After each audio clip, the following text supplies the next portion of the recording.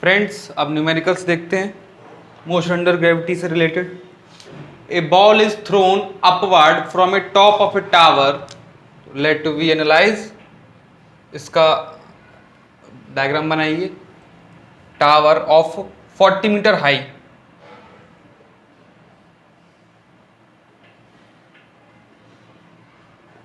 it is ground surface, height of tower is 40 meter, a ball is thrown upward, here is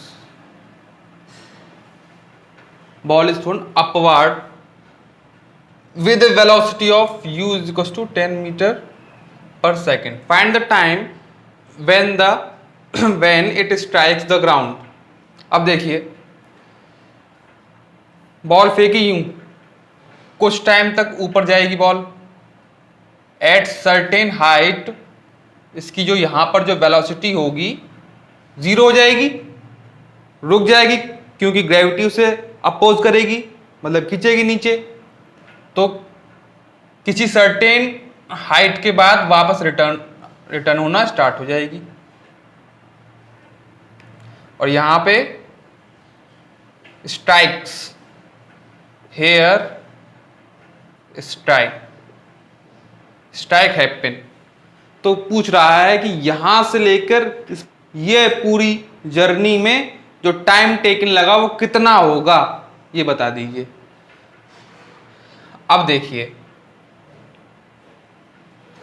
u देखिए given चीजें लिखी इधर, given u is equal to, अब देखिए 10 मतलब ऊपर फेंका, अपवार्ड। हमने साइन कन्वेंशन में बताया था कि अपवार्ड में पॉजिटिव होगी, ठीक। और ग्रेविटी की वैल्यू इस क्वेश्चन, अच्छा इस क्वेश्चन में मतलब गिवन है कि take g is equals to 10 metre per second square. अब क्योंकि g हमेशा डाउनवर्ड लगता है तो डाउनवर्ड के लिए -10 metre per second square.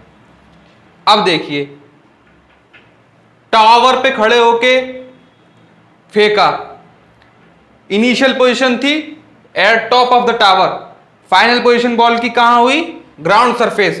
Total displacement किस डायरेक्शन में हुआ, इनिशियल पोजीशन और फाइनल पोजीशन, तो डाउनवर्ड डायरेक्शन में हुआ। देखिए, इनिशियल से फाइनल डाउनवर्ड ही हुआ, डाउनवर्ड। तो -40 displacement is equal to -40 metre. अब देखिए, इजीली हम पुट कर सकते हैं इन सब वैल्यूज को मोशन अंडर ग्रेविटी के इक्वेशन में। देखिए, s is equal to u t plus half g t square. s की वैल्यू -40, u की वैल्यू 10, टाइम हमको निकालना है, प्लस हाफ g की वैल्यू -10 t स्क्वायर। इस जीरो से ये सब जीरो गए, कैंसल, -4 t -t स्क्वायर 2, ठीक। इसको इधर लेके जाइए, टी स्क्वायर बाई 2 -t, और ये रहा, ठीक। अब फर्दर सॉल्व करें इसको, 2t 8, मिडिल टर्म स्प्लिटिंग से सॉल्व कर सकते हैं इजीली। सॉल्व करिए using middle term splitting method.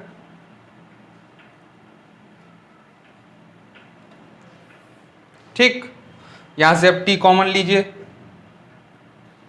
t -4 plus 2 t -4 इधर सॉल्व कर देता हूं, t -4 और t plus 2 is equals to 0। दो नंबर ये और ये, इनका मल्टीप्लिकेशन कब जीरो आ सकता है, राइट साइड पे जीरो है, कब आ सकता है, या तो ये जीरो हो या फिर ये जीरो हो। Either t -4 is equal to 0 और t plus 2 is equals to 0. From here t is equals to 4 second और t is equals to -2 second. And हमको पता है कि -2 मतलब कोई सेंस नहीं है, तो finally t is equals to 4 second. 4 second बाद स्ट्राइक्स हो जाएगा ग्राउंड पे बॉल. ठीक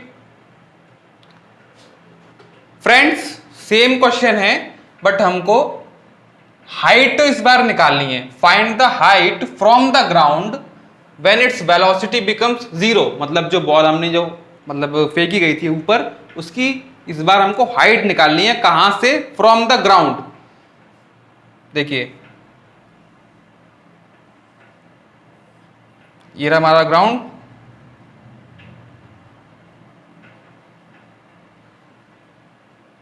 यहां से हमने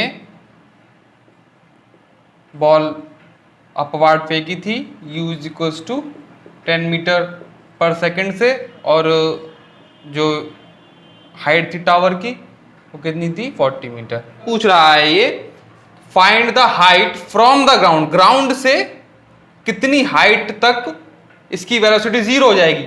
मतलब ये जूफे का कुछ टाइम बाद ये ऊपर मतलब हाइट कितना कवर करेगा हाइट.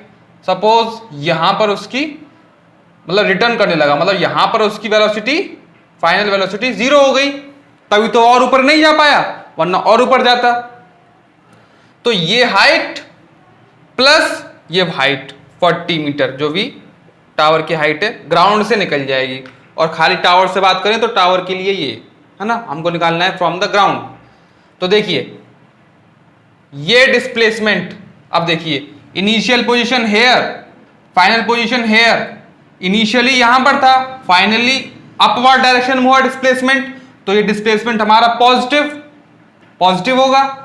अब देखिए वेलोसिटी हमको 0 है यहां पर, और u हमको यहां पर हमको निकालना है हाइट.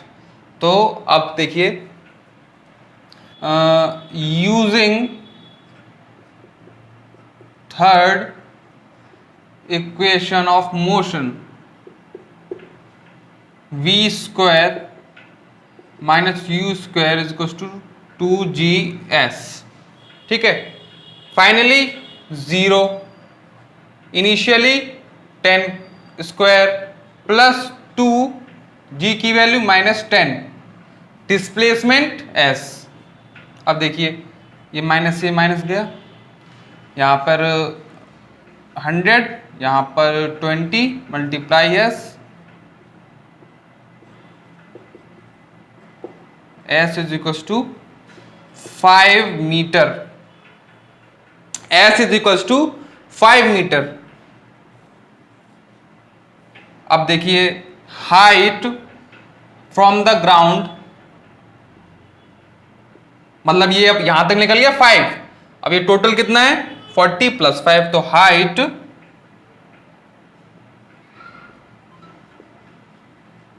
फ्रॉम द ग्राउंड कितनी होगी?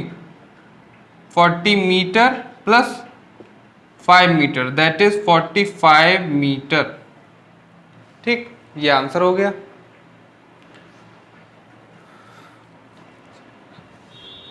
फ्रेंड्स एक क्वेश्चन और. A stone is thrown in a vertical upward direction with a velocity of 4 meter per second.